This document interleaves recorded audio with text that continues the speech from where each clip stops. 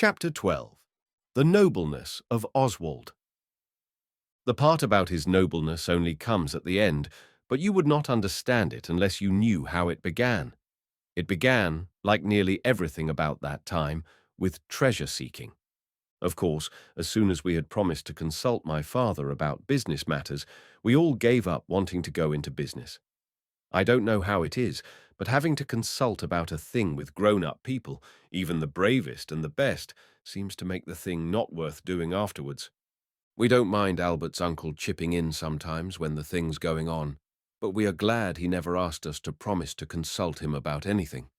Yet Oswald saw that my father was quite right, and I dare say if we had had that £100, we should have spent it on the share in that lucrative business for the sale of useful patent, and then found out afterwards that we should have done better to spend the money in some other way.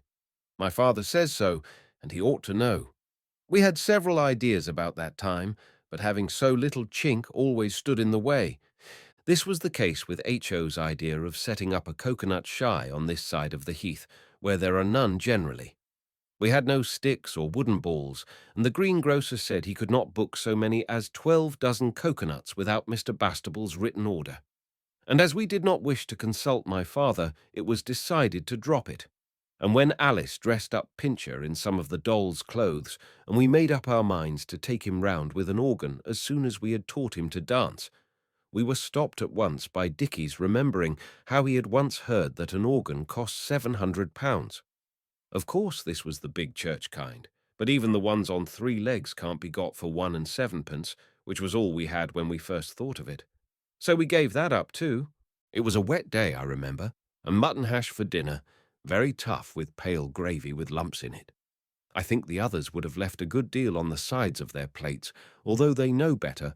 Only Oswald said it was a savoury stew made of the red deer that Edward shot. So then we were the children of the New Forest, and the mutton tasted much better. No one in the New Forest minds venison being tough, and the gravy pale. Then, after dinner, we let the girls have a doll's tea party, on condition they didn't expect us boys to wash up, and it was when we were drinking the last of the licorice water out of the little cups that Dicky said, "This reminds me." So we said, "What of?" Dicky answered us at once, though his mouth was full of bread with licorice stuck in it to look like cake. You should not speak with your mouth full, even to your own relations, and you shouldn't wipe your mouth on the back of your hand, but on your handkerchief, if you have one. Dicky did not do this. He said, "Why, you remember when we first began about treasure-seeking, I said I had thought of something, only I could not tell you because I hadn't finished thinking about it." We said, "Yes." "Well, this licorice water." "Tea," said Alice softly. "Well, tea then. Made me think." He was going on to say what it made him think, but Noel interrupted and cried out, "I say, let's finish off this old tea party and have a council of war." So we got out the flags and the wooden sword and the drum, and Oswald beat it while the girls washed up, till Eliza came up to say she had the jumping toothache, and the noise went through her like a knife. So of course Oswald left off at once. When you are polite to Oswald, he never refuses to grant your requests.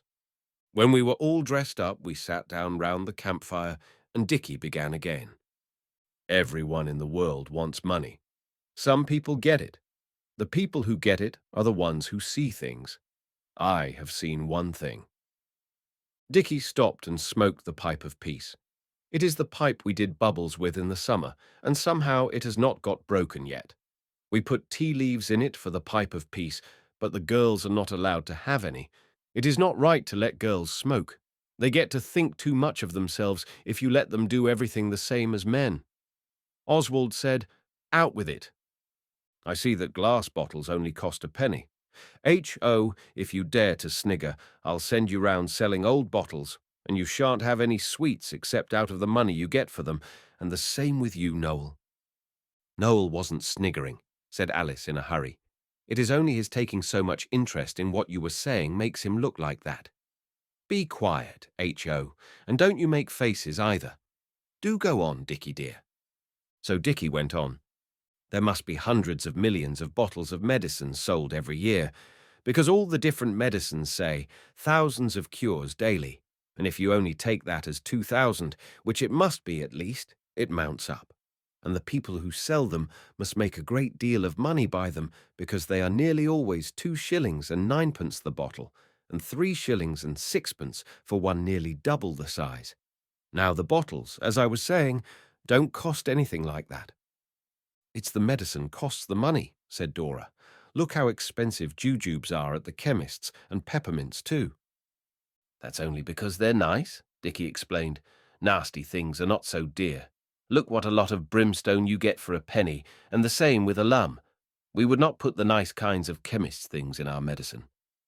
Then he went on to tell us that when we had invented our medicine, we would write and tell the editor about it, and he would put it in the paper, and then people would send their 2 and ninepence and 3 and 6 for the bottle nearly double the size, and then when the medicine had cured them, they would write to the paper, and their letters would be printed, saying how they had been suffering for years and never thought to get about again, but thanks to the blessing of our ointment.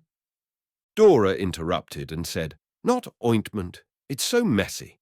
And Alice thought so too. And Dickie said he did not mean it. He was quite decided to let it be in bottles. So now it was all settled, and we did not see at the time that this would be a sort of going into business. But afterwards, when Albert's uncle showed us, we saw it, and we were sorry. We only had to invent the medicine. You might think that was easy, because of the number of them you see every day in the paper, but it is much harder than you think. First, we had to decide what sort of illness we should like to cure, and a heated discussion ensued, like in Parliament. Dora wanted it to be something to make the complexion of dazzling fairness, but we remembered how her face came all red and rough when she used the Rosabella soap that was advertised to make the darkest complexion fair as the lily, and she agreed that perhaps it was better not. Noel wanted to make the medicine first, and then find out what it would cure, but Dickie thought not, because there are so many more medicines than there are things the matter with us, so it would be easier to choose the disease first. Oswald would have liked wounds.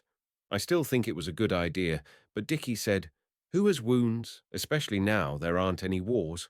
We shouldn't sell a bottle a day." So Oswald gave in because he knows what manners are, and it was Dickie's idea. H.O. wanted a cure for the uncomfortable feeling that they give you powders for, but we explained to him that grown-up people do not have this feeling, however much they eat, and he agreed. Dickie said he did not care a straw what the loathsome disease was, as long as we hurried up and settled on something. Then Alice said, "It ought to be something very common, and only one thing, not the pains in the back and all the hundreds of things the people have in somebody's syrup. What's the commonest thing of all?" And at once we said, colds. So that was settled. Then we wrote a label to go on the bottle. When it was written, it would not go on the vinegar bottle that we had got, but we knew it would go small when it was printed. It was like this: Bastable's certain cure for colds, coughs, asthma, shortness of breath, and all infections of the chest. 1 dose gives immediate relief. It will cure your cold in 1 bottle, especially the larger size at 3 shillings. Ardillier, order at once of the makers to prevent disappointment makers. D-O-R-A-N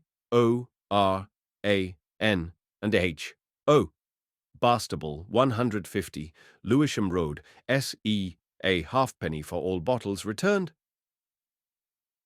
Of course, the next thing was for one of us to catch a cold and try what cured it.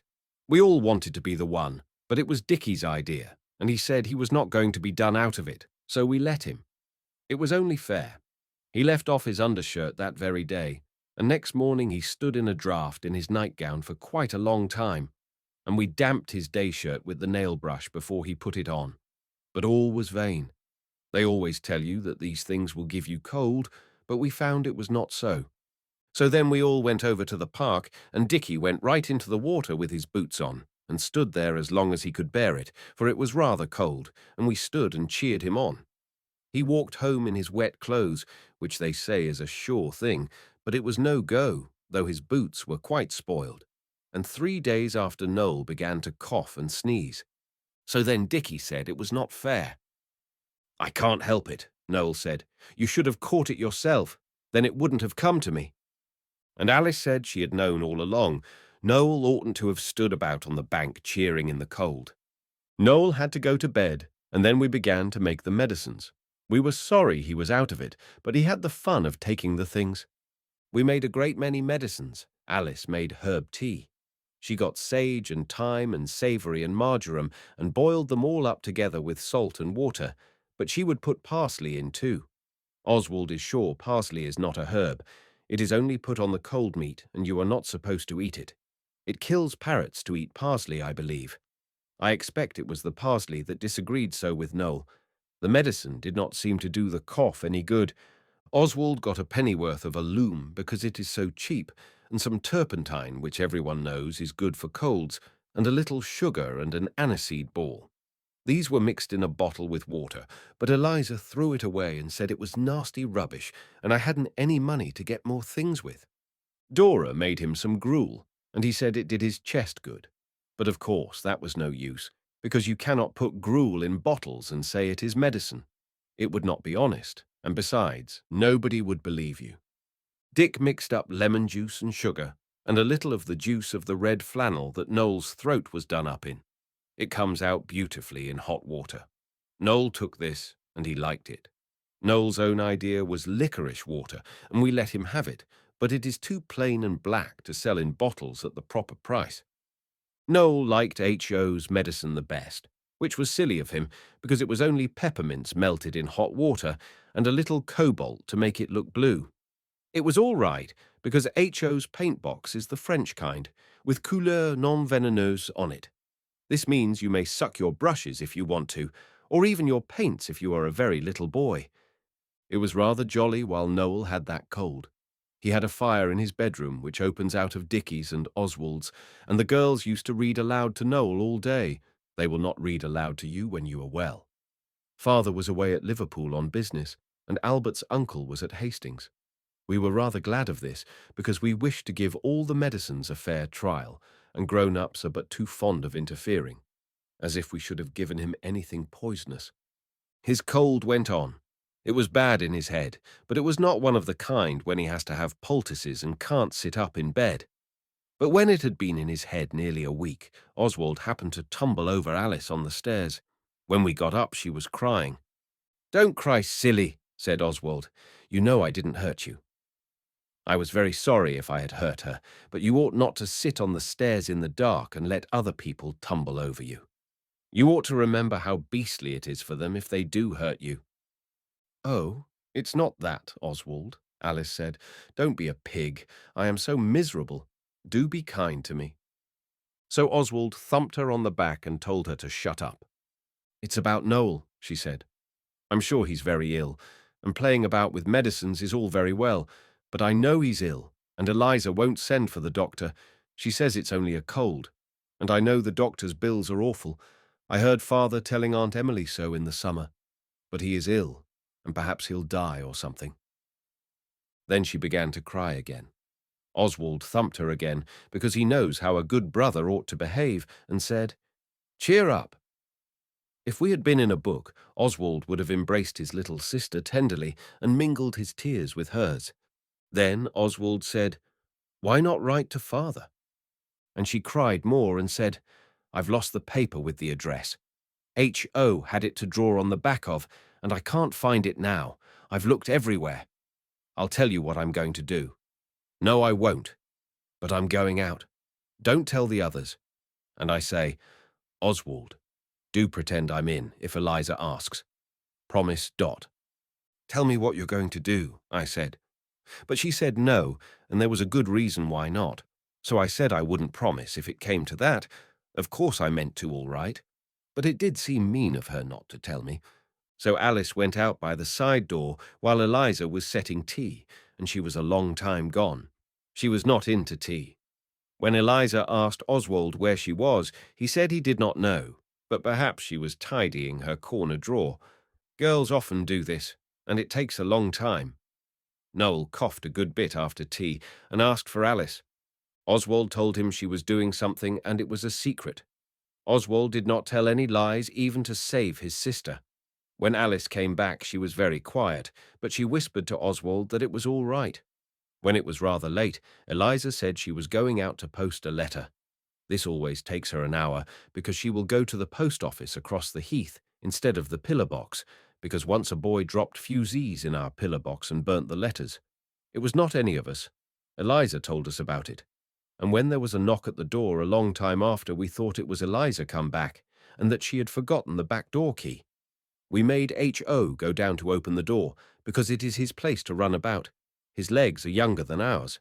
And we heard boots on the stairs besides H.O.'s, and we listened spellbound till the door opened, and it was Albert's uncle. He looked very tired.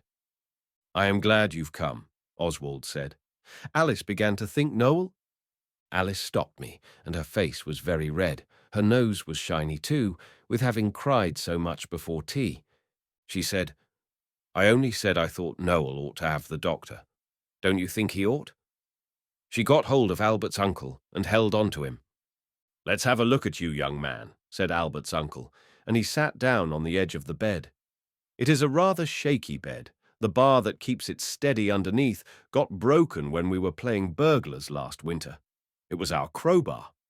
He began to feel Noel's pulse and went on talking. It was revealed to the Arab physician, as he made merry in his tents on the wild plains of Hastings, that the presence had a cold in its head. So he immediately seated himself on the magic carpet and bade it bear him hither, only pausing in the flight to purchase a few sweetmeats in the bazaar. He pulled out a jolly lot of chocolate and some butterscotch and grapes for Noel. When we had all said thank you, he went on. "The physicians are the words of wisdom. It's high time this kid was asleep. I have spoken. Ye have my leave to depart." So we bunked, and Dora and Albert's uncle made Noel comfortable for the night. Then they came to the nursery which we had gone down to, and he sat down in the Guy Fawkes chair and said, "Now then." Alice said, "You may tell them what I did. I dare say they'll all be in a wax, but I don't care." "I think you were very wise," said Albert's uncle, pulling her close to him to sit on his knee. "I am very glad you telegraphed." So then Oswald understood what Alice's secret was. She had gone out and sent a telegram to Albert's uncle at Hastings, but Oswald thought she might have told him. Afterwards she told me what she had put in the telegram. It was, "Come home. We have given Noel a cold, and I think we are killing him." With the address it came to 10 pence halfpenny. Then Albert's uncle began to ask questions, and it all came out, how Dickie had tried to catch the cold, but the cold had gone to Noel instead, and about the medicines and all. Albert's uncle looked very serious. "Look here," he said, "you're old enough not to play the fool like this. Health is the best thing you've got. You ought to know better than to risk it. You might have killed your little brother with your precious medicines. You've had a lucky escape, certainly. But poor Noel—" "Oh, do you think he's going to die?" Alice asked that, and she was crying again. "No, no," said Albert's uncle. "But look here. Do you see how silly you've been?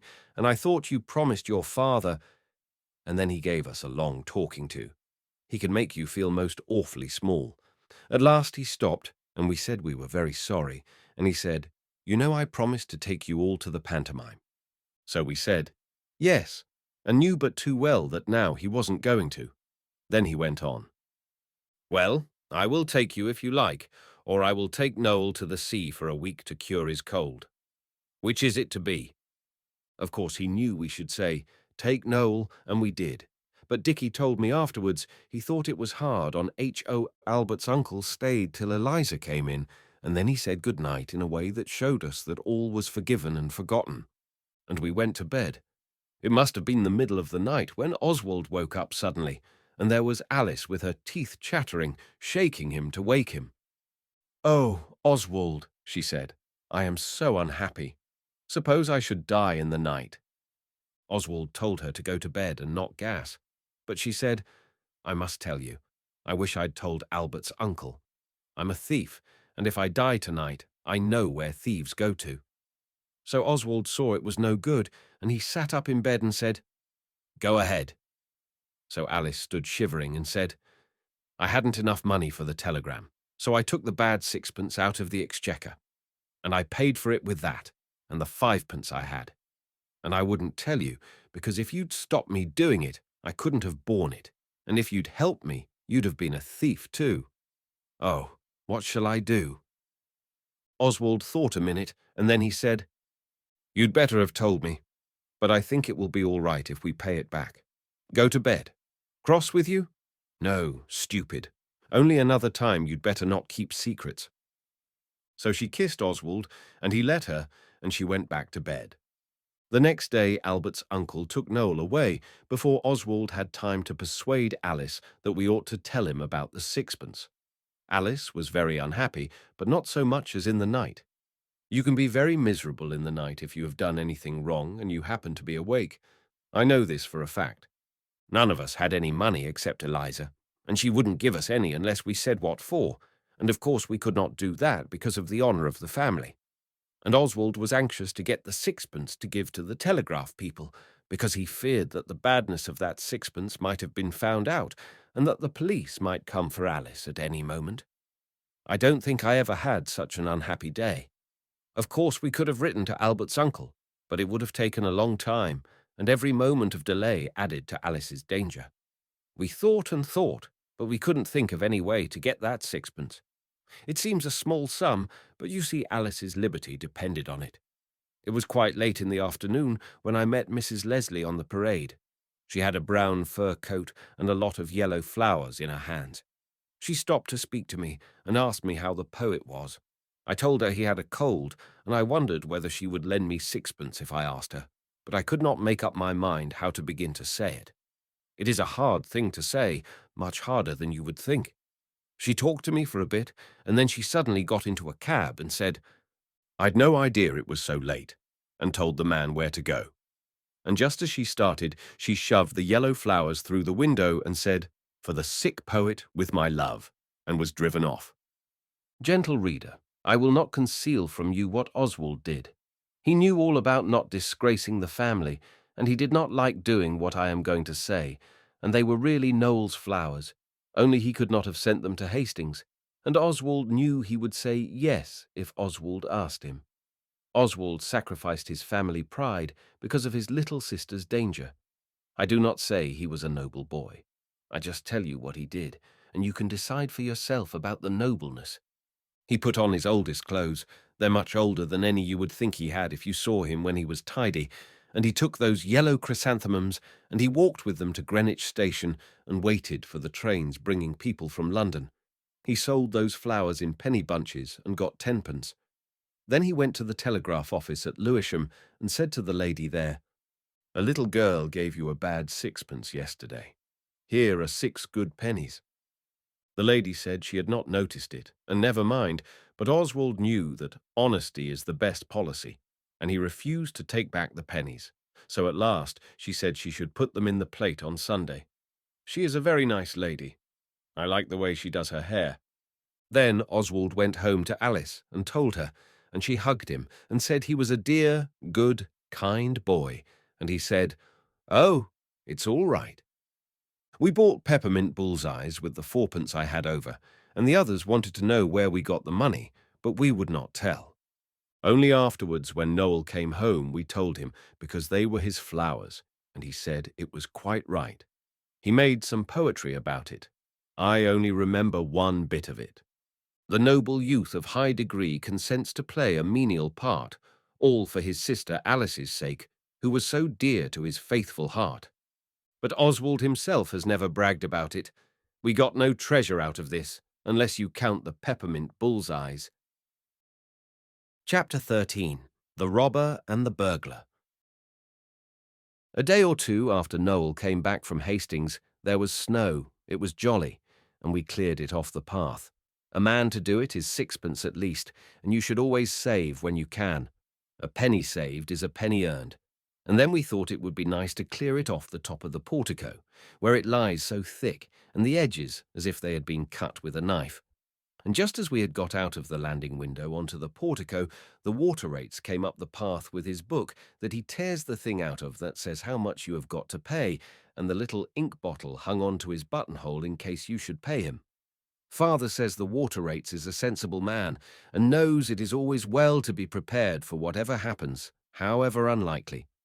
Alice said afterwards that she rather liked the water rates, really, And Noel said he had a face like a good vizier, or the man who rewards the honest boy for restoring the purse.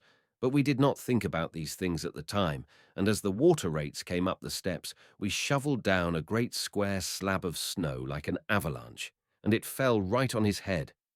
Two of us thought of it at the same moment, so it was quite a large avalanche. And when the water rates had shaken himself, he rang the bell. It was Saturday, and father was at home. We know now that it is very wrong and ungentlemanly to shovel snow off porticos onto the water rates or any other person, and we hope he did not catch a cold, and we are very sorry. We apologized to the water rates when father told us to. We were all sent to bed for it. We all deserved the punishment because the others would have shoveled down snow just as we did if they'd thought of it. Only they are not so quick at thinking of things as we are. And even quite wrong things sometimes lead to adventures, as everyone knows who has ever read about pirates or highwaymen. Eliza hates us to be sent to bed early because it means her having to bring meals up, and it means lighting the fire in Noel's room ever so much earlier than usual.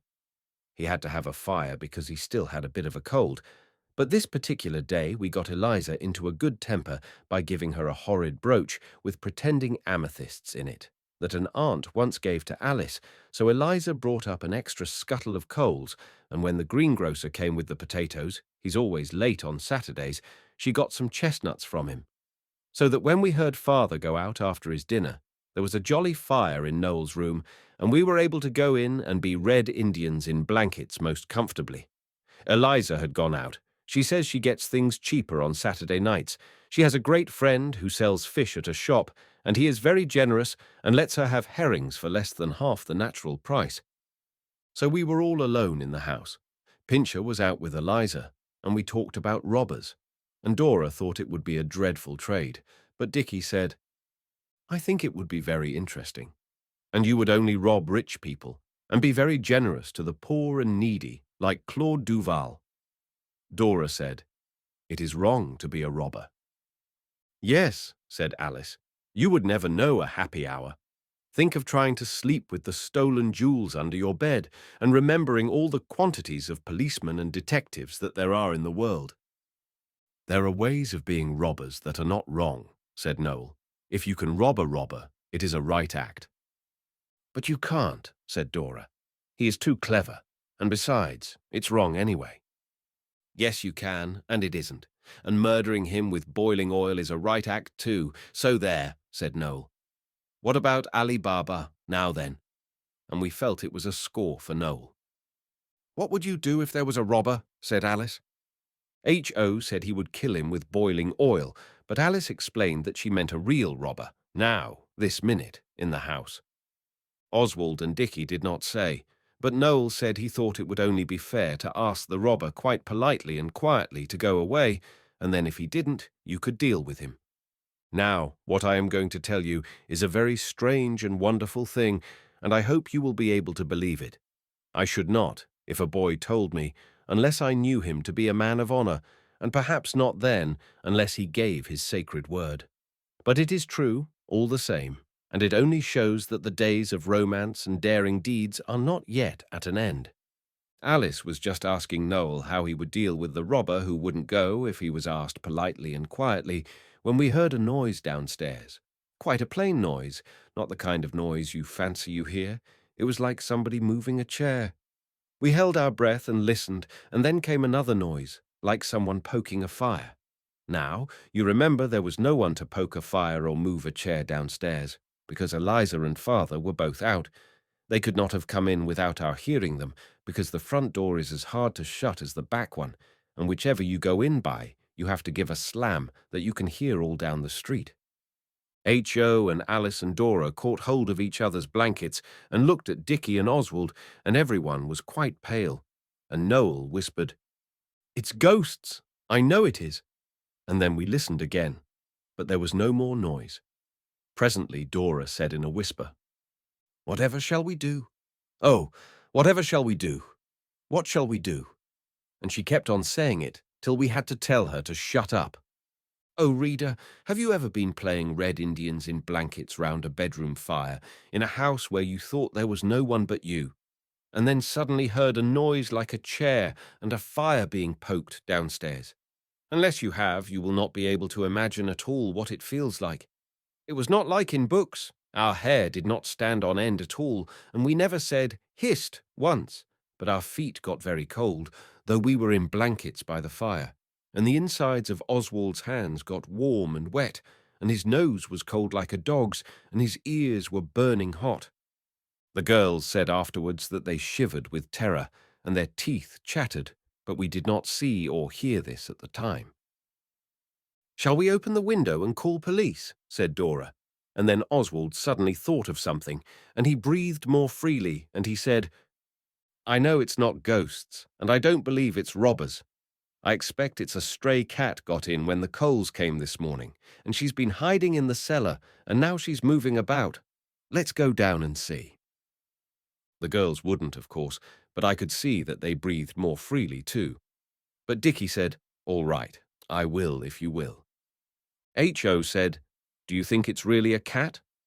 So we said he had better stay with the girls. And of course, after that, we had to let him and Alice both come. Dora said if we took Noel down with his cold, she would scream, "Fire!" and "Murder!" and she didn't mind if the whole street heard. So Noel agreed to be getting his clothes on, and the rest of us said we would go down and look for the cat. Now Oswald said that about the cat, and it made it easier to go down, but in his inside he did not feel at all sure that it might not be robbers after all. Of course, we had often talked about robbers before, but it is very different when you sit in a room and listen and listen and listen.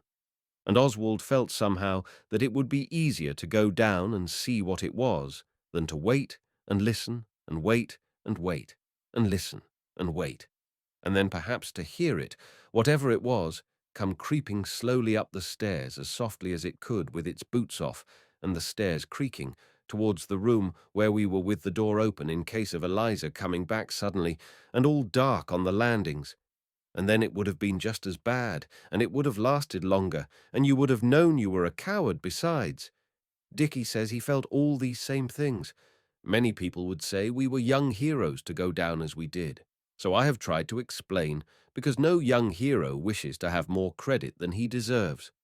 The landing gas was turned down low, just a blue bead, and we four went out very softly, wrapped in our blankets, and we stood on the top of the stairs a good long time before we began to go down. And we listened and listened till our ears buzzed. And Oswald whispered to Dickie, and Dickie went into our room and fetched the large toy pistol that is a foot long, and that has the trigger broken, and I took it because I am the eldest, and I don't think either of us thought it was the cat now. But Alice and H.O. did. Dickie got the poker out of Noel's room and told Dora it was to settle the cat with when we caught her. Then Oswald whispered, "Let's play at burglars. Dickie and I are armed to the teeth. We will go first. You keep a flight behind us and be a reinforcement if we are attacked. Or you can retreat and defend the women and children in the fortress, if you'd rather." But they said they would be a reinforcement. Oswald's teeth chattered a little when he spoke. It was not with anything else except cold. So Dickie and Oswald crept down, and when we got to the bottom of the stairs, we saw Father's study door just ajar and the crack of light. And Oswald was so pleased to see the light, knowing that burglars prefer the dark, or at any rate the dark lantern, that he felt really sure it was the cat after all, and then he thought it would be fun to make the others upstairs think it was really a robber. So he cocked the pistol. You can cock it, but it doesn't go off, and he said, "Come on, Dick."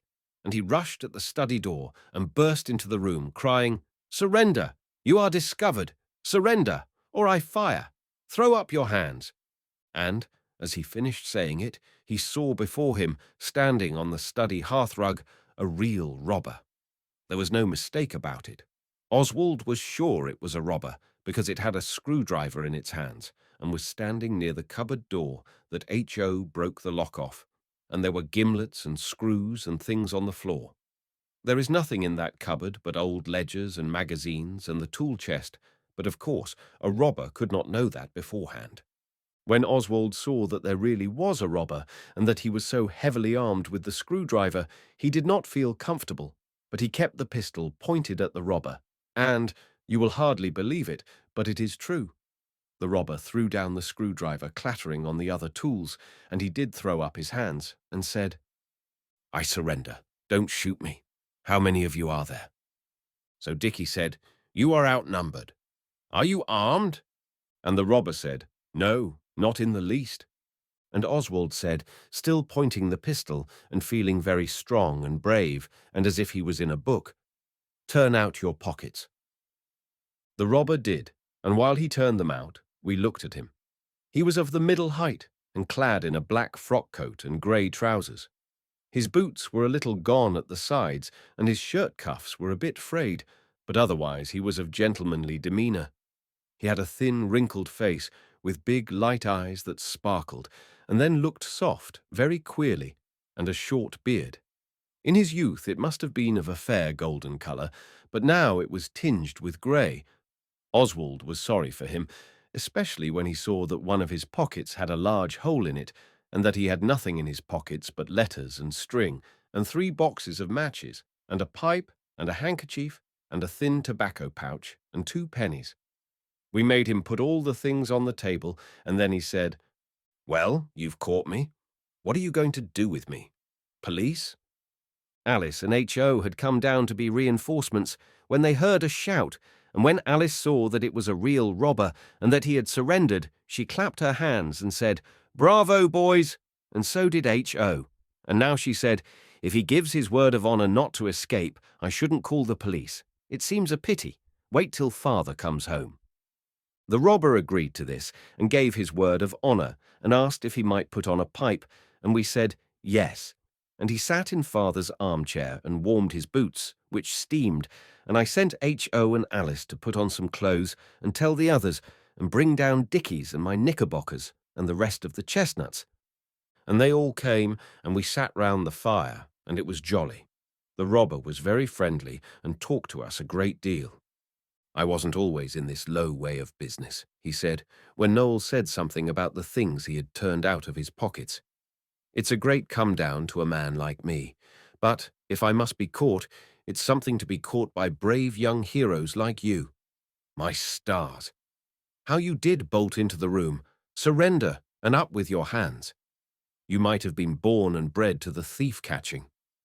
Oswald is sorry if it was mean, but he could not own up just then that he did not think there was anyone in the study when he did that brave if rash act. He has told since. "And what made you think there was anyone in the house?" the robber asked, when he had thrown his head back, and laughed for quite half a minute. So we told him, and he applauded our valour, and Alice and H.O. explained that they would have said surrender, too, only they were reinforcements. The robber ate some of the chestnuts, and we sat and wondered when father would come home, and what he would say to us for our intrepid conduct, and the robber told us of all the things he had done before he began to break into houses. Dickie picked up the tools from the floor, and suddenly he said, "Why, this is father's screwdriver, and his gimlets, and all? Well, I do call it jolly cheek to pick a man's locks with his own tools." "True, true," said the robber. "It is cheek of the jolliest. But you see, I've come down in the world. I was a highway robber once, but horses are so expensive to hire. 5 shillings an hour, you know, and I couldn't afford to keep them. The highwayman business isn't what it was." "What about a bike?" said H.O. But the robber thought cycles were low, and besides, you couldn't go across country with them when occasion arose, as you could with a trusty steed. And he talked of highwaymen as if he knew just how we liked hearing it. Then he told us how he had been a pirate captain, and how he had sailed over waves mountains high and gained rich prizes, and how he did begin to think that here he had found a profession to his mind. "I don't say there are no ups and downs in it," he said, "especially in stormy weather. But what a trade, and a sword at your side, and the Jolly Roger flying at the peak, and a prize in sight, and all the black mouths of your guns pointed at the laden trader, and the wind in your favour, and your trusty crew ready to live and die for you. Oh, but it's a grand life." I did feel so sorry for him. He used such nice words, and he had a gentleman's voice. "I'm sure you weren't brought up to be a pirate," said Dora. She had dressed even to her collar, and made Noel do it too, but the rest of us were in blankets with just a few odd things put on anyhow underneath. The robber frowned and sighed. "No," he said, "I was brought up to the law.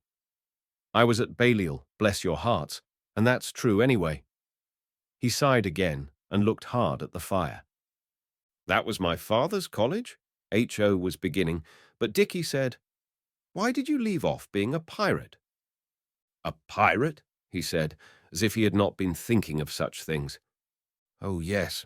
Why, I gave it up because I could not get over the dreadful seasickness." "Nelson was seasick," said Oswald. "Ah," said the robber, "but I hadn't his luck or his pluck or something. He stuck to it and won Trafalgar, didn't he? Kiss me, Hardy, and all that, eh? I couldn't stick to it. I had to resign, and nobody kissed me." I saw by his understanding about Nelson that he was really a man who had been to a good school as well as to Balliol. Then we asked him, "And what did you do then?" And Alice asked if he was ever a coiner, and we told him how we had thought we'd caught the desperate gang next door, and he was very much interested and said he was glad he had never taken to coining. "Besides, the coins are so ugly nowadays," he said, "no one could really find any pleasure in making them. And it's a hole and corner business at the best, isn't it? And it must be a very thirsty one, with the hot metal and furnaces and things." And again he looked at the fire. Oswald forgot for a minute that the interesting stranger was a robber and asked him if he wouldn't have a drink. Oswald has heard father do this to his friends, so he knows it is the right thing. The robber said he didn't mind if he did. And that is right too. And Dora went and got a bottle of father's ale, the light sparkling family, and a glass, and we gave it to the robber. Dora said she would be responsible. Then, when he had had a drink, he told us about bandits, but he said it was so bad in wet weather. Bandits' caves were hardly ever properly weather-tight, and bush-ranging was the same. "As a matter of fact," he said, "I was bush-ranging this afternoon, among the furze bushes on the heath, but I had no luck.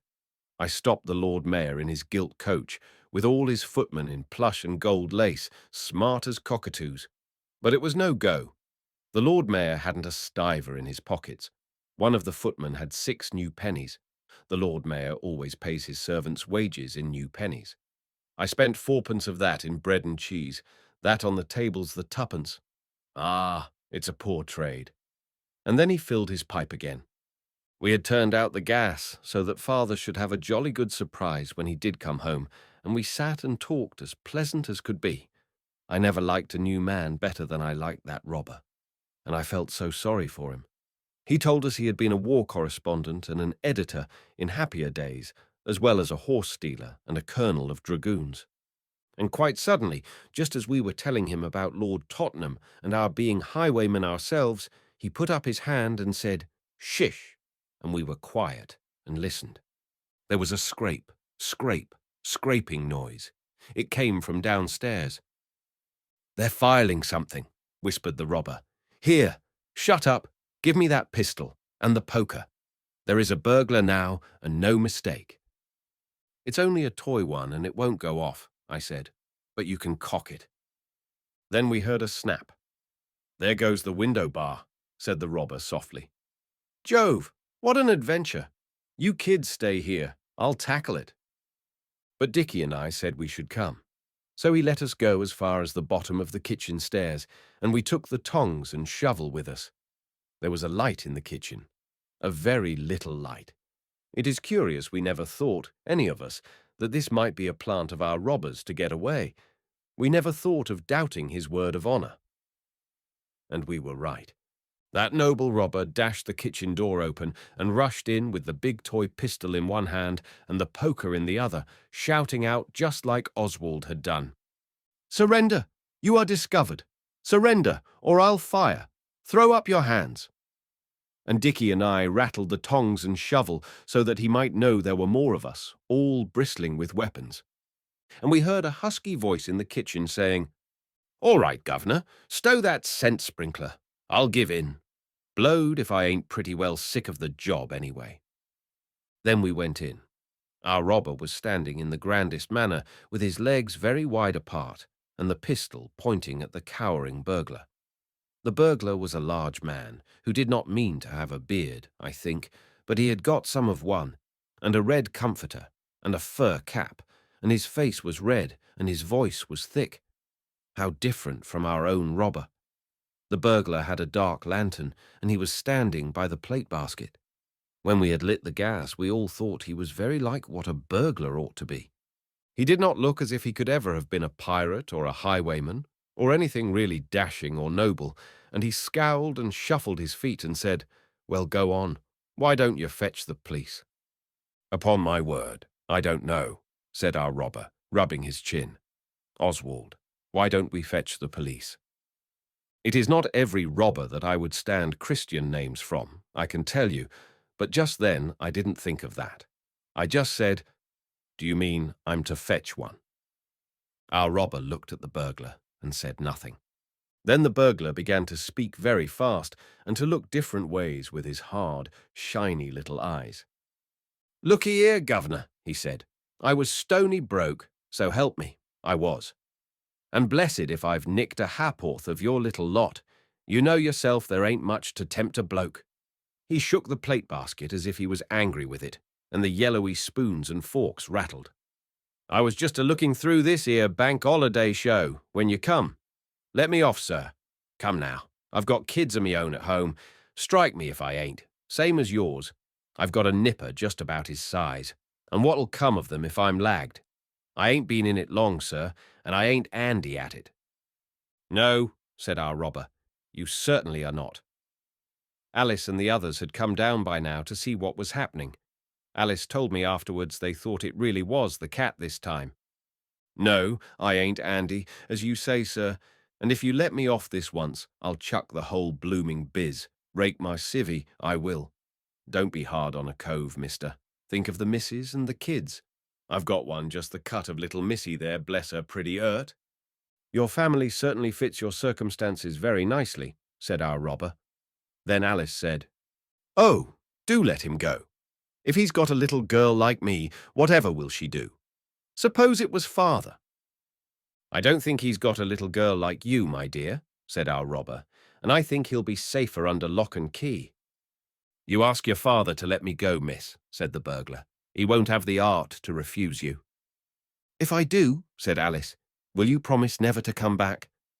"Not me, miss," the burglar said very earnestly, and he looked at the plate basket again, as if that alone would be enough to keep him away, our robber said afterwards. "And will you be good and not rob any more?" said Alice. "I'll turn over a new leaf, miss, so help me." Then Alice said, "Oh, do let him go. I'm sure he'll be good." But our robber said no, it wouldn't be right. We must wait till father came home. Then H.O. said, very suddenly and plainly, "I don't think it's at all fair when you're a robber yourself." The minute he'd said it, the burglar said, "Kidded, by gum."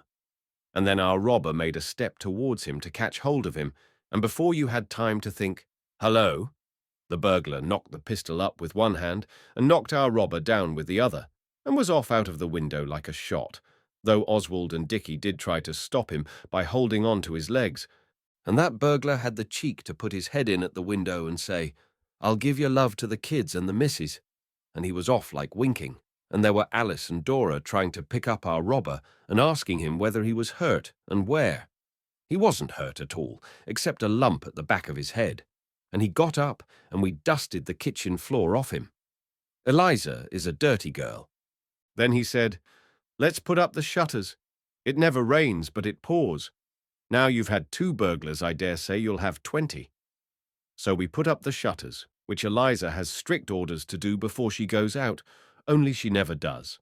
And we went back to father's study, and the robber said, 'What a night we are having,' and put his boots back in the fender to go on steaming, and then we all talked at once. It was the most wonderful adventure we ever had, though it wasn't treasure-seeking, at least not ours. I suppose it was the burglar's treasure-seeking, but he didn't get much. And our robber said he didn't believe a word about those kids that were so like Alice and me. And then there was the click of the gate, and we said, 'Here's father.' And the robber said, 'And now for the police.'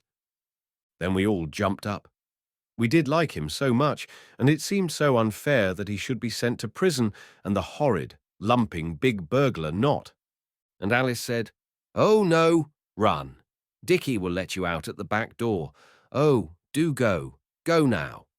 And we all said, "Yes, go," and pulled him towards the door and gave him his hat and stick and the things out of his pockets. But Father's latchkey was in the door, and it was too late. Father came in quickly, purring with the cold, and began to say, "It's all right, folks. I've got—" And then he stopped short and stared at us. Then he said, in the voice we all hate, "Children, what is the meaning of all this?" And for a minute nobody spoke. Then my father said, "Folks, I must really apologize for these very naughty—" And then our robber rubbed his hands and laughed and cried out, "You're mistaken, my dear sir. I'm not Fowlks. I'm a robber, captured by these young people in the most gallant manner. Hands up, surrender, or I fire, and all the rest of it. My word, Bastable, but you've got some kids worth having. I wish my Denny had their pluck." Then we began to understand, and it was like being knocked down. It was so sudden. And our robber told us he wasn't a robber after all. He was only an old college friend of my father's, and he had come after dinner, when Father was just trying to mend the lock H.O. had broken, to ask Father to get him a letter to a doctor about his little boy Denny, who was ill. And Father had gone over the heath to Vanbrugh Park to see some rich people he knows and get the letter.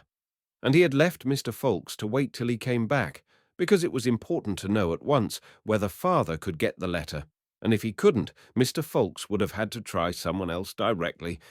We were dumb with amazement. Our robber told my father about the other burglar, and said he was sorry he'd let him escape, but my father said, "Oh, it's all right, poor beggar. If he really had kids at home, you never can tell. Forgive us our debts, don't you know, but tell me about the first business. It must have been moderately entertaining." Then our robber told my father how I had rushed into the room with a pistol, crying out, "But you know all about that?" And he laid it on so thick and fat about plucky young-uns, and chips of old blocks, and things like that, that I felt I was purple with shame, even under the blanket. So I swallowed that thing that tries to prevent you speaking when you ought to, and I said, "Look here, Father, I didn't really think there was anyone in the study. We thought it was a cat at first, and then I thought there was no one there, and I was just larking. And when I said surrender and all that, it was just the game, don't you know?" Then our robber said, "Yes, old chap, but when you found there really was someone there, you dropped the pistol and bunked, didn't you, eh?" And I said, "No, I thought, hello, here's a robber. Well, it's all up, I suppose, but I may as well hold on and see what happens." And I was glad I'd owned up, for Father slapped me on the back and said I was a young brick, and our robber said I was no funk anyway, and though I got very hot under the blanket, I liked it, and I explained that the others would have done the same if they had thought of it. Then Father got up some more beer and laughed about Dora's responsibility, and he got out a box of figs he had bought for us, only he hadn't given it to us because of the water rates, and Eliza came in and brought up the bread and cheese, and what there was left of the neck of mutton. Cold wreck of mutton, Father called it, and we had a feast, like a picnic, all sitting anywhere and eating with our fingers. It was prime. We sat up till past 12 o'clock, and I never felt so pleased to think I was not born a girl. It was hard on the others. They would have done just the same if they'd thought of it. But it does make you feel jolly when your pater says you're a young brick. When Mr. Ffoulkes was going, he said to Alice, "Goodbye, Hardy." And Alice understood, of course, and kissed him as hard as she could. And she said, "I wanted to. When you said no one kissed you, when you left off being a pirate." And he said, "I know you did, my dear." And Dora kissed him too, and said, "I suppose none of these tales were true?" And our robber just said, "I tried to play the part properly, my dear." And he jolly well did play it, and no mistake. We have often seen him since, and his boy Denny, and his girl Daisy, but that comes in another story. And if any of you kids who read this ever had 2 such adventures in one night, you can just write and tell me. That's all. Chapter 14. The Divining Rod. You have no idea how uncomfortable the house was on the day when we sought for gold with the divining rod. It was like a spring cleaning in the winter-time. All the carpets were up because father had told Eliza to make the place decent as there was a gentleman coming to dinner the next day. So she got in a charwoman and they slopped water about and left brooms and brushes on the stairs for people to tumble over. H.O. got a big bump on his head in that way, and when he said it was too bad, Eliza said he should keep in the nursery then and not be where he'd no business. We bandaged his head with a towel, and then he stopped crying and played at being England's wounded hero dying in the cockpit, while every man was doing his duty as the hero had told them to, and Alice was Hardy, and I was the doctor, and the others were the crew. Playing at Hardy made us think of our own dear robber, and we wished he was there, and wondered if we should ever see him any more. We were rather astonished at father's having anyone to dinner, because now he never seems to think of anything but business. Before mother died, people often came to dinner, and father's business did not take up so much of his time and was not the bother it is now. And we used to see who could go furthest down in our nightgowns and get nice things to eat, without being seen, out of the dishes as they came out of the dining room. Eliza can't cook very nice things. She told father she was a good plain cook, but he says it was a fancy portrait. We stayed in the nursery till the charwoman came in and told us to be off. She was going to make one job of it and have our carpet up as well as all the others. Now the man was here to beat them. It came up, and it was very dusty, and under it we found my threepenny bit that I lost ages ago, which shows what Eliza is. H.O. had got tired of being the wounded hero, and Dickie was so tired of doing nothing that Dora said she knew he'd begin to tease Noel in a minute. Then, of course, Dickie said he wasn't going to tease anybody. He was going out to the heath. He said he'd heard that nagging women drove a man from his home, and now he found it was quite true. Oswald always tries to be a peacemaker, so he told Dickie to shut up and not make an ass of himself. And Alice said, "Well, Dora began," and Dora tossed her chin up and said it wasn't any business of Oswald's anyway, and no one asked Alice's opinion. So we all felt very uncomfortable till Noel said, "Don't let's quarrel about nothing. You know, let dogs delight." And I made up another piece while you were talking. Quarrelling is an evil thing. It fills with gall life's cup. For when once you begin, it takes such a long time to make it up. We all laughed then and stopped jawing at each other. Noel is very funny with his poetry, but that piece happened to come out quite true. You begin to quarrel, and then you can't stop. Often, long before the others are ready to cry and make it up, I see how silly it is, and I want to laugh, but it doesn't do to say so, for it only makes the others crosser than they were before. I wonder why that is. Alice said Noel ought to be poet laureate, and she actually went out in the cold and got some laurel leaves, the spotted kind, out of the garden, and Dora made a crown, and we put it on him. He was quite pleased, but the leaves made a mess, and Eliza said, "Don't." I believe that's a word grown-ups use more than any other. Then suddenly Alice thought of that old idea of hers for finding treasure, and she said, "Do let's try the divining rod." So Oswald said, "Fair priestess, we do greatly desire to find gold beneath our land. Therefore we pray thee practice with the divining rod, and tell us where we can find it." "Do ye desire to fashion of it helms and hauberks?" said Alice. "Yes," said Noel, "and chains and ouches." "I bet you don't know what an ouch is," said Dickie. "Yes, I do. So there," said Noel. "It's a carcanet. I looked it out in the dicker, now then."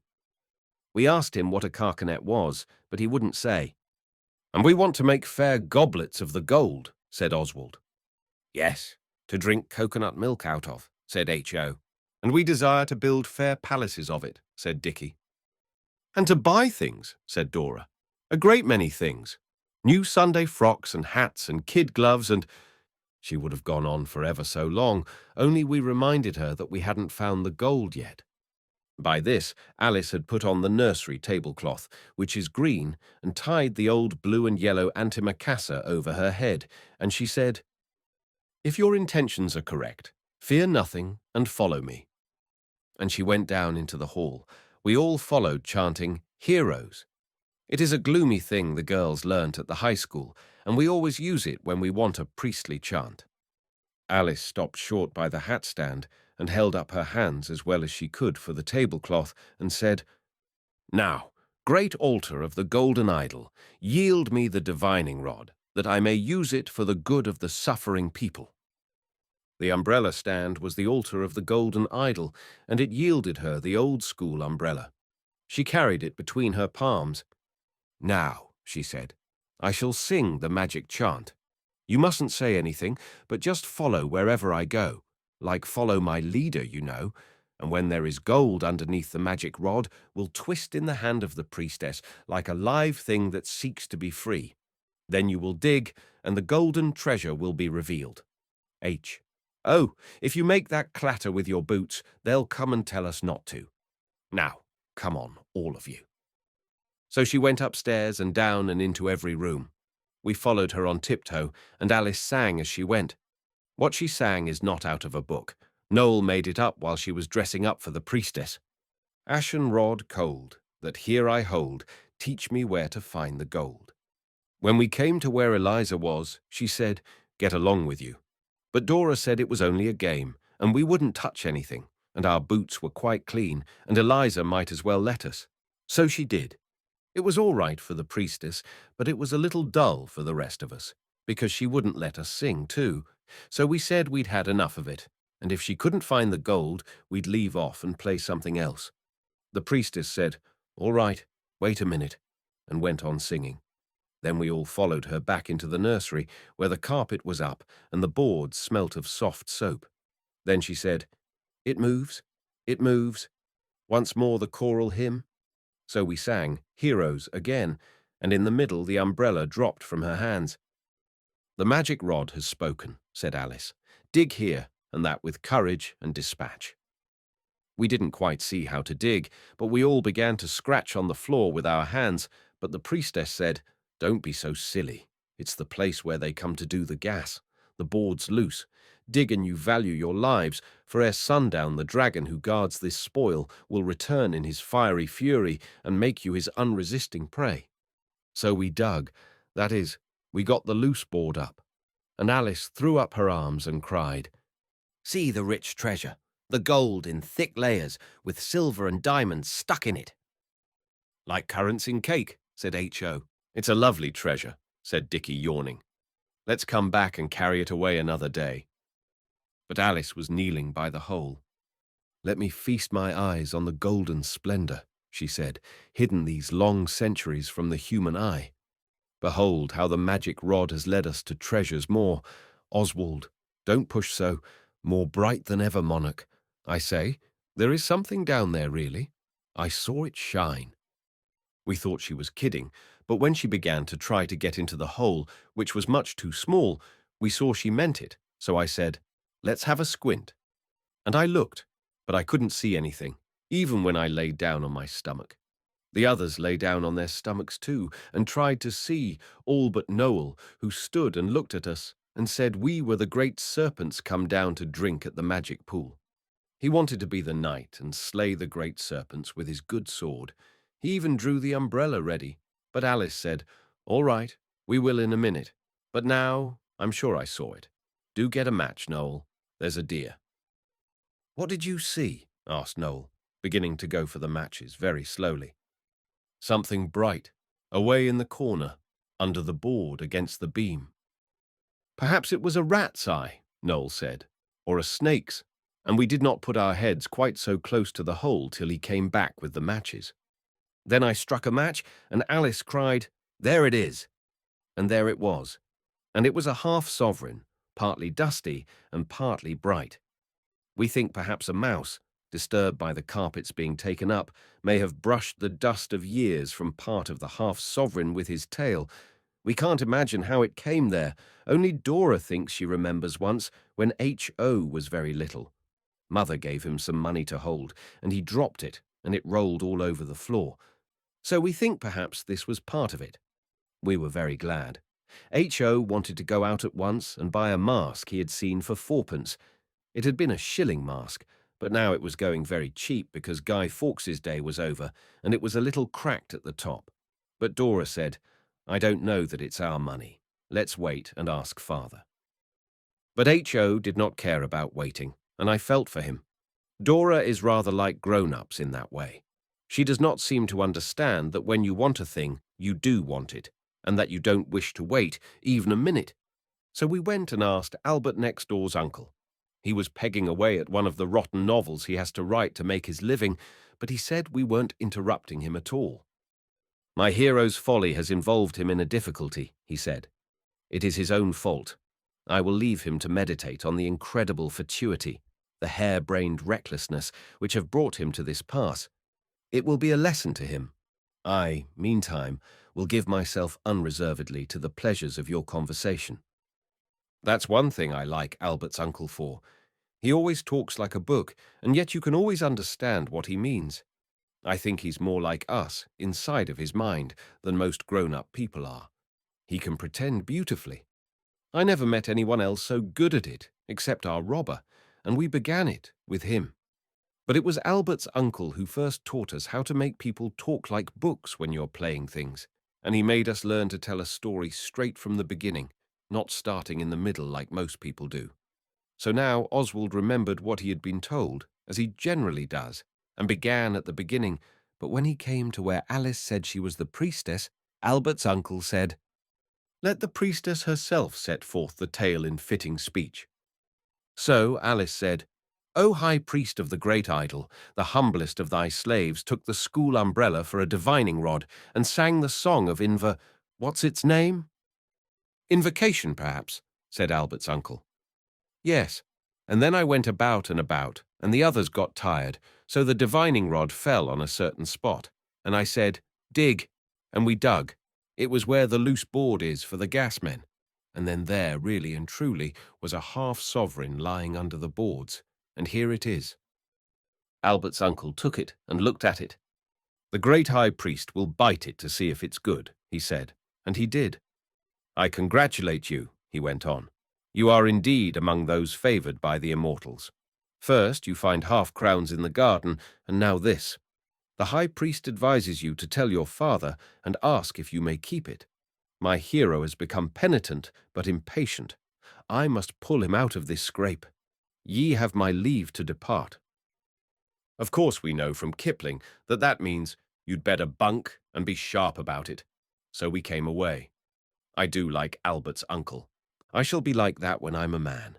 He gave us our jungle books, and he is awfully clever, though he does have to write grown-up tales. We told father about it that night. He was very kind. He said we might certainly have the half-sovereign, and he hoped we should enjoy ourselves with our treasure trove. Then he said, "Your dear mother's Indian uncle is coming to dinner here tomorrow night. So will you not drag the furniture about overhead, please, more than you're absolutely obliged, and H.O. might wear slippers or something. I can always distinguish the note of H.O.'s boots." We said we would be very quiet, and father went on. "This Indian uncle is not used to children, and he is coming to talk business with me. It is really important that he should be quiet. Do you think, Dora, that perhaps bed at 6 for H.O. and Noel—" But H.O. said, "Father, I really and truly won't make a noise. I'll stand on my head all the evening sooner than disturb the Indian uncle with my boots." And Alice said Noel never made a row anyhow. So father laughed and said, "All right." And he said we might do as we liked with the half-sovereign. "Only for goodness sake, don't try to go in for business with it," he said. "It's always a mistake to go into business with an insufficient capital." We talked it over all that evening, and we decided that as we were not to go into business with our half-sovereign, it was no use not spending it at once, and so we might as well have a right royal feast. The next day we went out and bought the things. We got figs and almonds and raisins and a real raw rabbit, and Eliza promised to cook it for us if we would wait till tomorrow, because of the Indian uncle coming to dinner. She was very busy cooking nice things for him to eat. We got the rabbit because we are so tired of beef and mutton, and father hasn't a bill at the poultry shop. And we got some flowers to go on the dinner table for father's party. And we got hardbake and raspberry noyeau and peppermint rock and oranges and a coconut with other nice things. We put it all in the top long drawer. It is H.O.'s play drawer, and we made him turn his things out and put them in father's old portmanteau. H.O. is getting old enough now to learn to be unselfish, and besides, His drawer wanted tidying very badly. Then we all vowed by the honour of the ancient house of Bastable that we would not touch any of the feast till Dora gave the word next day. And we gave H.O. some of the hardbake to make it easier for him to keep his vow. The next day was the most memorable day in all our lives, but we didn't know that then. But that is another story. I think that is such a useful way to know when you can't think how to end up a chapter. I learnt it from another writer named Kipling. I've mentioned him before, I believe, but he deserves it. Chapter 15.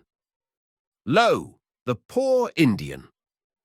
It was all very well for Father to ask us not to make a row, because the Indian uncle was coming to talk business, but my young brother's boots are not the only things that make a noise. We took his boots away and made him wear Dora's bath slippers, which are soft and woolly and hardly any soles to them. And of course we wanted to see the uncle, so we looked over the banisters when he came, and we were as quiet as mice. But when Eliza had let him in, she went straight down to the kitchen and made the most awful row you ever heard. It sounded like the Day of Judgment, or all the saucepans and crockery in the house being kicked about the floor, but she told me afterwards it was only the tea tray and 1 or 2 cups and saucers that she had knocked over in her flurry. We heard the uncle say, "God bless my soul," and then he went into Father's study, and the door was shut. We didn't see him properly at all that time. I don't believe the dinner was very nice. Something got burned, I'm sure, for we smelt it. It was an extra smell, besides the mutton. I know that got burned. Eliza wouldn't have any of us in the kitchen except Dora, till dinner was over. Then we got what was left of the dessert and had it on the stairs, just round the corner where they can't see you from the hall unless the first landing gas is lighted. Suddenly the study door opened and the uncle came out and went and felt in his greatcoat pocket. It was his cigar case he wanted. We saw that afterwards. We got a much better view of him then. He didn't look like an Indian, but just like a kind of brown, big Englishman. And of course he didn't see us, but we heard him mutter to himself, "Shocking bad dinner." Eh? What? When he went back to the study, he didn't shut the door properly. That door has always been a little tiresome since the day we took the lock off to get out the pencil sharpener H.O. had shoved into the keyhole. We didn't listen, really and truly, but the Indian uncle has a very big voice, and Father was not going to be beaten by a poor Indian in talking or anything else. So he spoke up too, like a man, and I heard him say it was a very good business, and only wanted a little capital, and he said it as if it was an imposition he had learned, and he hated having to say it. The uncle said, "Pooh, pooh to that," and then he said he was afraid that what that same business wanted was not capital but management. Then I heard my father say, "It is not a pleasant subject. I am sorry I introduced it. Suppose we change it, sir. Let me fill your glass." Then the poor Indian said something about vintage, and that a poor broken-down man like he was couldn't be too careful. And then Father said, "Well, whiskey then." And afterwards they talked about native races and imperial something or other, and it got very dull. So then Oswald remembered that you must not hear what people do not intend you to hear, even if you are not listening, and he said we ought not to stay here any longer. Perhaps they would not like us to hear. Alice said, "Oh, do you think it could possibly matter?" and went and shut the study door softly but quite tight. So it was no use staying there any longer, and we went to the nursery. Then Noel said, "Now I understand." Of course my father is making a banquet for the Indian because he is a poor, broken-down man. We might have known that from "Lo, the poor Indian," you know. We all agreed with him, and we were glad to have the thing explained because we had not understood before what Father wanted to have people to dinner for and not let us come in. "Poor people are very proud," said Alice, "and I expect Father thought the Indian would be ashamed if all of us children knew how poor he was." Then Dora said, "Poverty is no disgrace. We should honor honest poverty." And we all agreed that that was so. "I wish his dinner had not been so nasty," Dora said, while Oswald put lumps of coal on the fire with his fingers so as not to make a noise. He is a very thoughtful boy, and he did not wipe his fingers on his trouser leg, as perhaps Noel or H.O. would have done, but he just rubbed them on Dora's handkerchief while she was talking. I am afraid the dinner was horrid, Dora went on. The table looked very nice with the flowers we got. I set it myself, and Eliza made me borrow the silver spoons and forks from Albert next door's mother. I hope the poor Indian is honest, said Dickie gloomily. When you are a poor, broken-down man, silver spoons must be a great temptation. Oswald told him not to talk such tommy rot because the Indian was a relation, so of course he couldn't do anything dishonourable. And Dora said it was all right anyway, because she had washed up the spoons and forks herself and counted them, and they were all there, and she had put them into their wash-leather bag and taken them back to Albert next door's mother. And the Brussels sprouts were all wet and swimmy, she went on, and the potatoes looked grey, and there were bits of black in the gravy, and the mutton was bluey red and soft in the middle. I saw it when it came out. The apple pie looked very nice, but it wasn't quite done in the apply part. The other thing that was burnt, you must have smelt it, was the soup. It is a pity, said Oswald. I don't suppose he gets a good dinner every day. No more do we, said H.O., but we shall tomorrow. I thought of all the things we had bought with our half-sovereign, the rabbit and the sweets and the almonds and raisins and figs and the coconut, and I thought of the nasty mutton and things, and while I was thinking about it all, Alice said, Let's ask the poor Indian to come to dinner with us tomorrow. I should have said it myself if she had given me time. We got the little ones to go to bed by promising to put a note on their dressing table saying what had happened so that they might know the first thing in the morning or in the middle of the night if they happened to wake up, and then we elders arranged everything.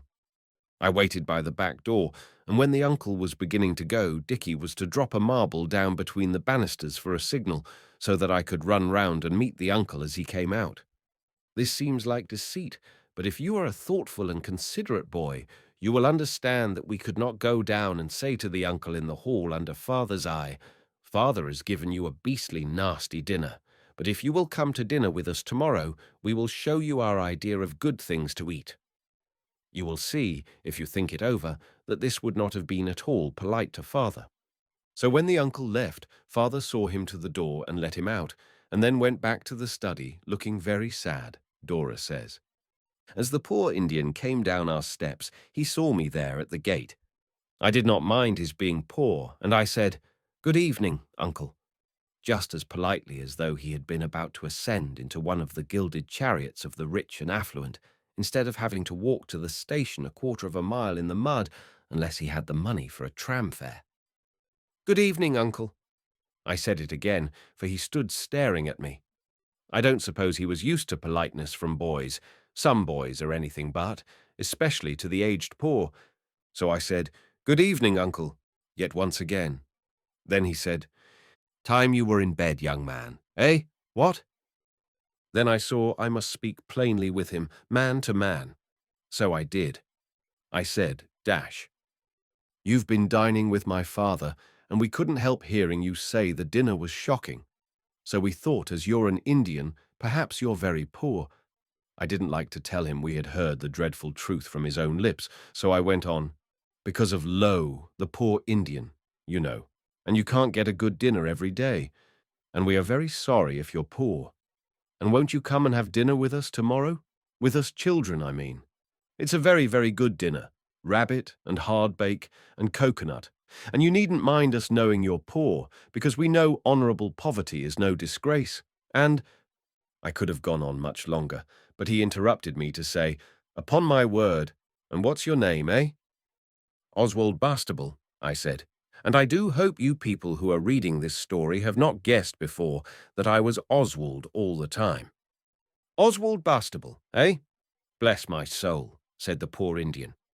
Yes, I'll dine with you, Mr. Oswald Bastable, with all the pleasure in life. Very kind and cordial invitation, I'm sure. Good night, sir. At 1 o'clock, I presume? Yes, at 1, I said. Good night, sir.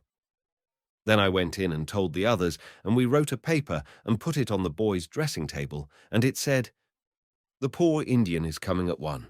He seemed very grateful to me for my kindness. We did not tell Father that the uncle was coming to dinner with us for the polite reason that I have explained before, but we had to tell Eliza, so we said a friend was coming to dinner, and we wanted everything very nice. I think she thought it was Albert next door, but she was in a good temper that day, and she agreed to cook the rabbit and to make a pudding with currants in it. And when 1 o'clock came, the Indian uncle came too. I let him in and helped him off with his greatcoat, which was all furry inside, and took him straight to the nursery. We were to have dinner there as usual, for we had decided from the first that he would enjoy himself more if he was not made a stranger of. We agreed to treat him as one of ourselves, because if we were too polite, he might think it was our pride because he was poor. He shook hands with us all and asked our ages and what schools we went to, and shook his head when we said we were having a holiday just now. I felt rather uncomfortable. I always do when they talk about schools, and I couldn't think of anything to say to show him we meant to treat him as one of ourselves. I did ask if he played cricket. He said he had not played lately, and then no one said anything till dinner came in. We had all washed our faces and hands and brushed our hair before he came in, and we all looked very nice, especially Oswald, who had had his hair cut that very morning. When Eliza had brought in the rabbit and gone out again, we looked at each other in silent despair, like in books. It seemed as if it were going to be just a dull dinner, like the one the poor Indian had had the night before, only, of course, the things to eat would be nicer. Dickie kicked Oswald under the table to make him say something, and he had his new boots on too, but Oswald did not kick back. Then the uncle asked, "Do you carve, sir, or shall I?" Suddenly Alice said, "Would you like grown-up dinner, uncle, or play dinner?" He did not hesitate a moment, but said, "Play dinner, by all means." "Eh? What?" And then we knew it was all right. So we at once showed the uncle how to be a dauntless hunter. The rabbit was the deer we had slain in the green forest with our trusty yew bows, and we toasted the joints of it when the uncle had carved it on bits of firewood sharpened to a point. The uncle's piece got a little burnt, but he said it was delicious, and he said game was always nicer when you had killed it yourself. When Eliza had taken away the rabbit bones and brought in the pudding, we waited till she had gone out and shut the door, and then we put the dish down on the floor and slew the pudding in the dish in the good old-fashioned way. It was a wild boar at bay, and very hard indeed to kill, even with forks. The uncle was very fierce indeed with the pudding, and jumped and howled when he speared it. But when it came to his turn to be helped, he said, "No, thank you. Think of my liver." "Eh? What?" But he had some almonds and raisins when we had climbed to the top of the chest of drawers to pluck them from the boughs of the great trees, and he had a fig from the cargo that the rich merchants brought in their ship. The long drawer was the ship, and the rest of us had the sweets and the coconut. It was a very glorious and beautiful feast, and when it was over we said we hoped it was better than the dinner last night, and he said, "I never enjoyed a dinner more." He was too polite to say what he really thought about father's dinner, and we saw that though he might be poor, he was a true gentleman. He smoked a cigar while we finished up what there was left to eat, and told us about tiger shooting and about elephants. We asked him about wigwams and wampum and moccasins and beavers, but he did not seem to know, or else he was shy about talking of the wonders of his native land. We liked him very much indeed, and when he was going at last, Alice nudged me, and I said, "There's 1 and 3 farthing left out of our half-sovereign. Will you take it, please, because we do like you very much indeed, and we don't want it, really, and we would rather you had it." And I put the money into his hand. "I'll take the 3-penny bit," he said, turning the money over and looking at it, "but I couldn't rob you of the rest. By the way, where did you get the money for this most royal spread? Half a sovereign, you said. Eh, what?" We told him all about the different ways we had looked for treasure, and when we had been telling some time, he sat down to listen better, and at last we told him how Alice had played at divining rod, and how it really had found a half-sovereign. Then he said he would like to see her do it again. But we explained that the rod would only show gold and silver, and that we were quite sure there was no more gold in the house, because we happened to have looked very carefully. "Well, silver then," said he. "Let's hide the plate basket, and little Alice shall make the divining rod find it." "Eh? What?" "There isn't any silver in the plate basket now," Dora said. "Eliza asked me to borrow the silver spoons and forks for your dinner last night from Albert next door's mother. Father never notices, but she thought it would be nicer for you. Our own silver went to have the dents taken out, and I don't think Father could afford to pay the man for doing it, for the silver hasn't come back." "Bless my soul," said the uncle again, looking at the hole in the big chair that we burnt when we had Guy Fawkes Day indoors. "And how much pocket money do you get? Eh? What?" "We don't have any now," said Alice. "But indeed, we don't want the other shilling. We'd much rather you had it, wouldn't we?" And the rest of us said, "Yes." The uncle wouldn't take it, but he asked a lot of questions, and at last he went away. And when he went, he said, "Well, youngsters, I've enjoyed myself very much. I shan't forget your kind hospitality. Perhaps the poor Indian may be in a position to ask you all to dinner some day." Oswald said if he ever could, we should like to come very much, but he was not to trouble to get such a nice dinner as ours, because we could do very well with cold mutton and rice pudding. We do not like these things, but Oswald knows how to behave. Then the poor Indian went away. We had not got any treasure by this party, but we had had a very good time, and I am sure the uncle enjoyed himself. We were so sorry he was gone that we could none of us eat much tea, but we did not mind, because we had pleased the poor Indian and enjoyed ourselves too. Besides, as Dora said, a contented mind is a continual feast, so it did not matter about not wanting tea. Only H.O. did not seem to think a continual feast was a contented mind, and Eliza gave him a powder in what was left of the red currant jelly Father had for the nasty dinner. But the rest of us were quite well, and I think it must have been the coconut with H.O. We hoped nothing had disagreed with the uncle, but we never knew. Chapter 16. The End of the Treasure-Seeking.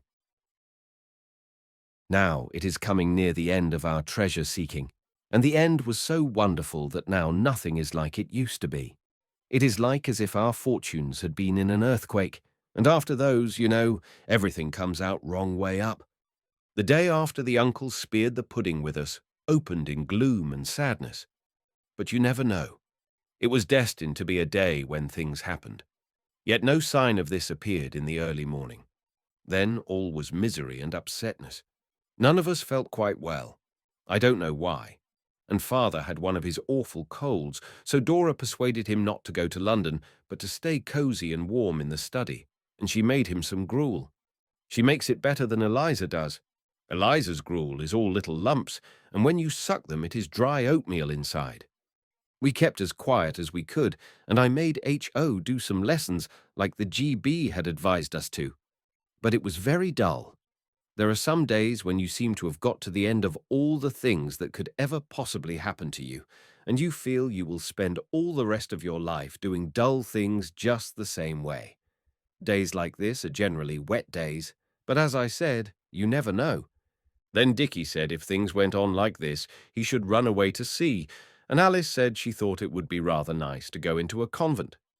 H.O. was a little disagreeable because of the powder Eliza had given him, so he tried to read 2 books at once, one with each eye, just because Noel wanted one of the books, which was very selfish of him, so it only made his headache worse. H.O. is getting old enough to learn by experience that it is wrong to be selfish, and when he complained about his head, Oswald told him whose fault it was, because I am older than he is, and it is my duty to show him where he is wrong. But he began to cry, and then Oswald had to cheer him up because of Father wanting to be quiet. So Oswald said, "They'll eat H.O. if you don't look out," and Dora said Oswald was too bad. Of course, Oswald was not going to interfere again, so he went to look out of the window and see the trams go by, and by H.O. came and looked out too, and Oswald, who knows when to be generous and forgiving, gave him a piece of blue pencil and 2 nibs, as good as new, to keep. As they were looking out at the rain splashing on the stones in the street, they saw a 4-wheeled cab come lumbering up from the way the station is. Oswald called out, "Here comes the coach of the fairy godmother. It'll stop here, you see if it doesn't." So they all came to the window to look. Oswald had only said that about stopping, and he was stricken with wonder and amaze when the cab really did stop. It had boxes on the top and knobby parcels sticking out of the window, and it was something like going away to the seaside, and something like the gentleman who takes things about in a carriage with the wooden shutters up to sell to the drapers' shops. The cabman got down, and someone inside handed out ever so many parcels of different shapes and sizes, and the cabman stood holding them in his arms and grinning over them. Dora said, "It is a pity someone doesn't tell him this isn't the house." And then from inside the cab someone put out a foot, feeling for the step, like a tortoise's foot coming out from under his shell when you are holding him off the ground, and then a leg came and more parcels, and then Noel cried, "It's the poor Indian!" And it was. Eliza opened the door, and we were all leaning over the banisters. Father heard the noise of parcels and boxes in the hall, and he came out without remembering how bad his cold was. If you do that yourself when you have a cold, they call you careless and naughty. Then we heard the poor Indian say to Father, "I say, Dick, I dined with your kids yesterday, as I dare say they've told you. Jolliest little cubs I ever saw. Why didn't you let me see them the other night? The eldest is the image of poor Janey, and as to young Oswald, he's a man. If he's not a man, I'm a nigger. Eh? What? And Dick, I say, I shouldn't wonder if I could find a friend to put a bit into that business of yours. Eh?" Then he and Father went into the study, and the door was shut, and we went down and looked at the parcels. Some were done up in old, dirty newspapers and tied with bits of rag, and some were in brown paper and string from the shops, and there were boxes. We wondered if the uncle had come to stay, and this was his luggage, or whether it was to sell. Some of it smelt of spices, like merchandise, and one bundle Alice felt certain was a bale. We heard a hand on the knob of the study door after a bit, and Alice said, "Fly!" And we all got away, but H.O. and the uncle caught him by the leg as he was trying to get upstairs after us. "Peeping at the baggage, eh?" said the uncle, and the rest of us came down because it would have been dishonourable to leave H.O. alone in a scrape, and we wanted to see what was in the parcels. "I didn't touch," said H.O. "Are you coming to stay? I hope you are." "No harm done if you did touch," said the good, kind Indian man to all of us, "for all these parcels are for you. I have several times told you about our being dumb with amazement and terror and joy and things like that, but I never remember us being dumber than we were when he said this." The Indian uncle went on, "I told an old friend of mine what a pleasant dinner I had with you, and about the threepenny bit, and the divining rod, and all that, and he sent all these odds and ends as presents for you. Some of the things came from India." "Have you come from India, uncle?" Noel asked, and when he said yes, we were all very much surprised, for we never thought of his being that sort of Indian. We thought he was the red kind, and of course his not being accounted for his ignorance of beavers and things. He got Eliza to help, and we took all the parcels into the nursery, and he undid them and undid them and undid them, till the papers lay thick on the floor. Father came too, and sat in the Guy Fawkes chair. I cannot begin to tell you all the things that kind friend of uncle's had sent us. He must be a very agreeable person. There were toys for the kids and model engines for Dick and me, and a lot of books, and Japanese china tea sets for the girls, red and white and gold. There were sweets by the pound and by the box, and long yards and yards of soft silk from India to make frocks for the girls, and a real Indian sword for Oswald, and a book of Japanese pictures for Noel, and some ivory chessmen for Dickie. The castles of the chessmen are elephant and castles. There is a railway station called that. I never knew what it meant before. The brown paper and string parcels had boxes of games in them, and big cases of preserved fruits and things. And the shabby old newspaper parcels and the boxes had the Indian things in. I never saw so many beautiful things before. There were carved fans and silver bangles and strings of amber beads and necklaces of uncut gems, turquoises and garnets, the uncle said they were, and shawls and scarves of silk, and cabinets of brown and gold, and ivory boxes and silver trays, and brass things. The uncle kept saying, "This is for you, young man," or "Little Alice will like this fan," or "Miss Dora would look well in this green silk, I think." Eh? What?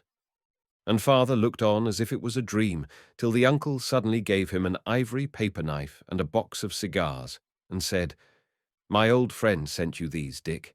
He's an old friend of yours too, he says. And he winked at my father, for H.O. and I saw him, and my father winked back, though he has always told us not to. That was a wonderful day. It was a treasure, and no mistake. I never saw such heaps and heaps of presents, like things out of a fairy tale, and even Eliza had a shawl. Perhaps she deserved it, for she did cook the rabbit and the pudding. And Oswald says it is not her fault if her nose turns up and she does not brush her hair. I do not think Eliza likes brushing things. It is the same with the carpets. But Oswald tries to make allowances even for people who do not wash their ears. The Indian uncle came to see us often after that, and his friend always sent us something. Once he tipped us a sovereign each, the uncle brought it, and once he sent us money to go to the Crystal Palace, and the uncle took us, and another time to a circus, and when Christmas was near, the uncle said, "You remember when I dined with you, some time ago? You promised to dine with me some day, if I could ever afford to give a dinner party. Well, I'm going to have one. A Christmas party. Not on Christmas Day, because everyone goes home then, but on the day after. Cold mutton and rice pudding. You'll come? Eh? What?" We said we should be delighted if father had no objection, because that is the proper thing to say, and the poor Indian, I mean the uncle, said, "No, your father won't object. He's coming too, bless your soul." We all got Christmas presents for the uncle. The girls made him a handkerchief case and a comb bag out of some of the pieces of silk he had given them. I got him a knife with 3 blades. H.O. got a siren whistle, a very strong one, and Dickie joined with me in the knife, and Noel would give the Indian ivory box that Uncle's friend had sent on the wonderful fairy cab day. He said it was the very nicest thing he had, and he was sure Uncle wouldn't mind his not having bought it with his own money. I think father's business must have got better. Perhaps Uncle's friend put money in it, and that did it good, like feeding the starving. Anyway, we all had new suits, and the girls had the green silk from India made into frocks, and on Boxing Day we went in 2 cabs, father and the girls in one, and us boys in the other. We wondered very much where the Indian uncle lived, because we had not been told, and we thought when the cab began to go up the hill towards the heath that perhaps the uncle lived in one of the poky little houses up at the top of Greenwich, but the cab went right over the heath, and in at some big gates, and through a shrubbery, all white with frost like a fairy forest, because it was Christmas time. And at last we stopped before one of those jolly, big, ugly, red houses with a lot of windows that are so comfortable inside, and on the steps was the Indian uncle, looking very big and grand, in a blue cloth coat and yellow sealskin waistcoat, with a bunch of seals hanging from it. "I wonder whether he has taken a place as butler here," said Dickie. A poor, broken-down man. Noel thought it was very likely, because he knew that in these big houses there were always thousands of stately butlers. The uncle came down the steps and opened the cab door himself, which I don't think butlers would expect to have to do, and he took us in. It was a lovely hall with bear and tiger skins on the floor, and a big clock with the faces of the sun and moon dodging out when it was day or night, and Father Time with a scythe coming out at the hours, and the name on it was Flint, Ashford. 1776, and there was a fox eating a stuffed duck in a glass case, and horns of stags and other animals over the doors. "We'll just come into my study first," said the uncle, "and wish each other a Merry Christmas." So then we knew he wasn't the butler, but it must be his own house, for only the master of the house has a study. His study was not much like father's. It had hardly any books, but swords and guns and newspapers and a great many boots, and boxes half unpacked with more Indian things bulging out of them.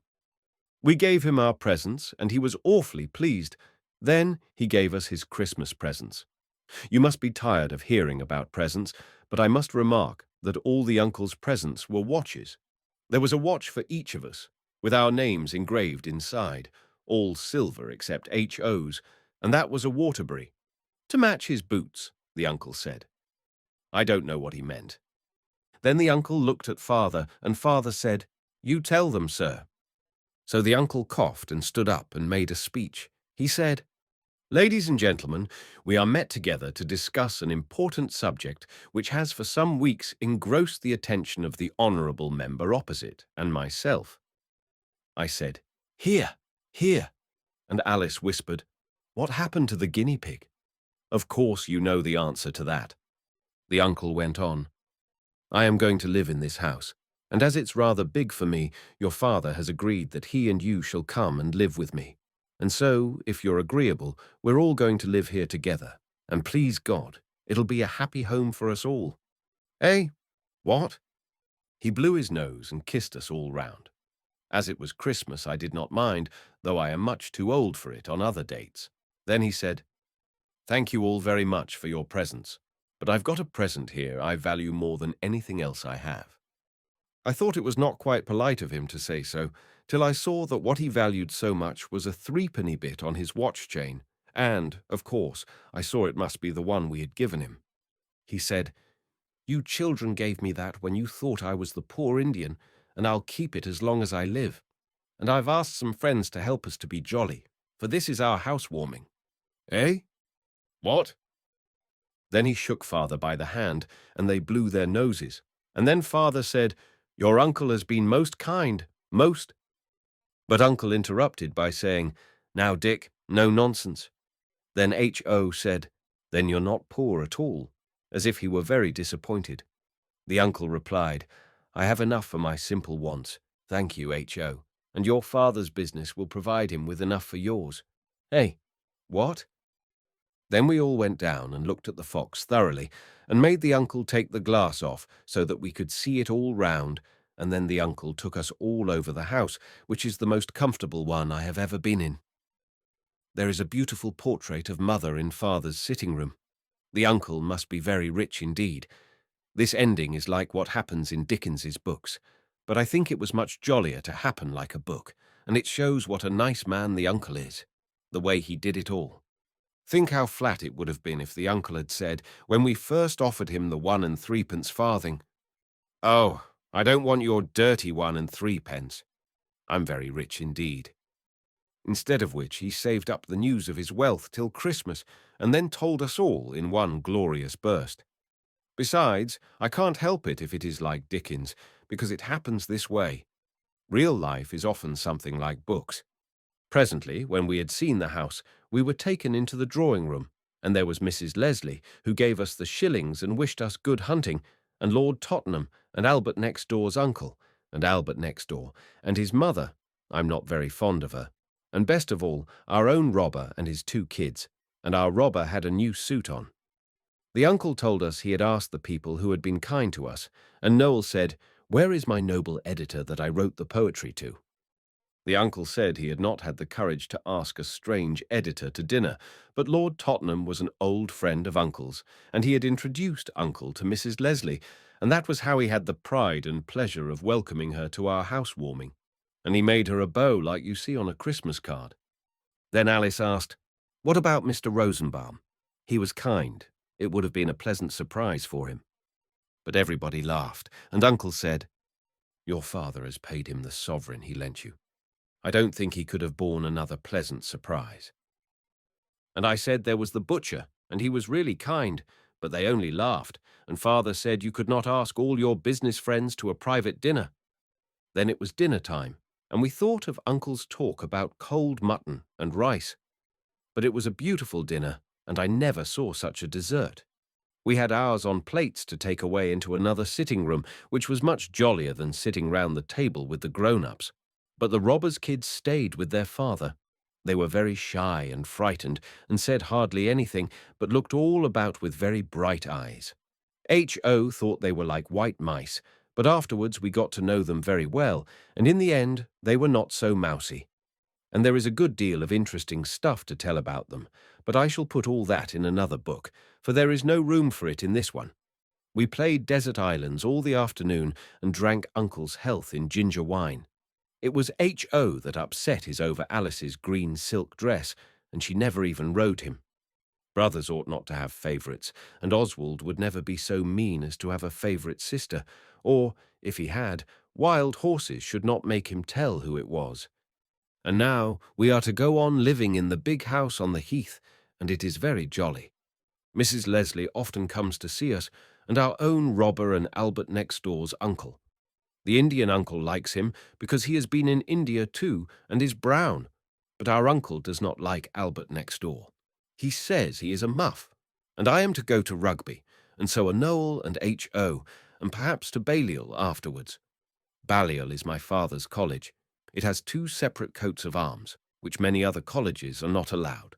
Noel is going to be a poet, and Dickie wants to go into father's business.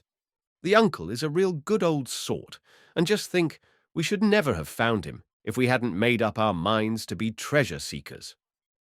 Noel made a poem about it. Lo, the poor Indian from lands afar comes where the treasure seekers are. We looked for treasure, but we find the best treasure of all is the uncle good and kind. I thought it was rather rot, but Alice would show it to the uncle, and he liked it very much. He kissed Alice and he smacked Noel on the back, and he said, I don't think I've done so badly either, if you come to that, though I was never a regular professional treasure seeker. Eh? What?